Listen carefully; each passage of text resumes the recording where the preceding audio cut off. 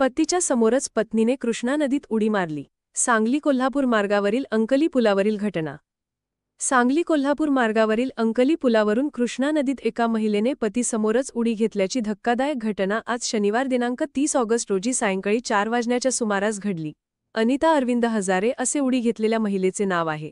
अरविंद हजारे यांचे मूळगाव अग्रणी धुळगाव, तालुका कवठे महांकाळ हे असून ते सध्या नोकरीनिमित्त कोल्हापूर जिल्ह्यातील उसगाव येथे राहत आहेत. घटनास्थळावरून मिळालेल्या माहितीनुसार अनिता हजारे व अरविंद हजारे हे आपल्या मोटरसायकलवरून सांगलीहून कोल्हापूरकडे जात होते. उदगाव अंकली दरम्यानच्या पुलावर आल्यावर अनिता हजारे यांना फोन आला.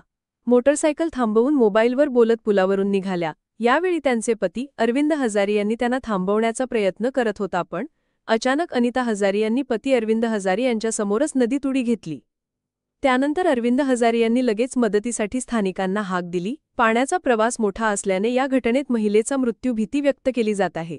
घटनेची माहिती मिळताच घटनास्थळी बघ्यांची गर्दी झाल्याने पुलावर वाहतूक कोंडी झाली होती. घटनास्थळी पोलीस व Wazir rescue force, SRF rescue force मार्फत नदीपात्रात शोध मोहीम सुरू करण्यात आली असून अद्याप महिलेचा ठिकठिकाणी शोध घेतला जात आहे. अनिता हजारे यांच्या या निर्णयाने हजारे कुटुंबाला धक्का बसला आहे. मात्र अनिता हजारे यांनी अशी अचानक नदीत उडी घेण्याचे कारण अद्याप समजू शकले नाही.